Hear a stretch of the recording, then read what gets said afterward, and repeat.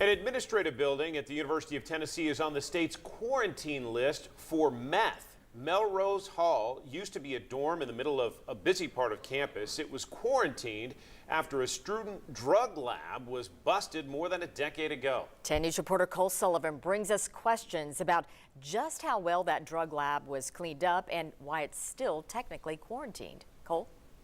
Rob and John, the university says it cleaned up the drug lab back in 2007, but the state does not have verification of that. As far as state officials are concerned, it is still under quarantine.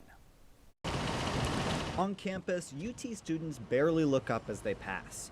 But just steps away, in a quiet courtyard, this building has a drug problem. We can't undo what's been done. It happened. There was a drug lab that occurred at this location. It happened back in December 2007. Not something someone should be doing in an environment like this. 2 UT sophomores cooked drugs in their 4th floor Melrose Hall dorm room. It wasn't meth, it was the hallucinogenic DMT. At the time, UT officials took the chemicals out of the room, quarantined it, and said the air was safe for students nearby. Flash forward to today. The door to dorm B looks like it hasn't been used in a while.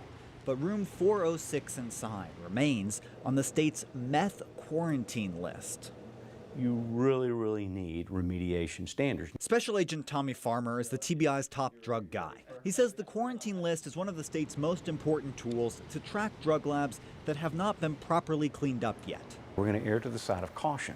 A spokesperson for UT says the room is not used anymore, and UT does not know why it's still on the list. But Farmer says properties are not taken off until the state verifies they're clean.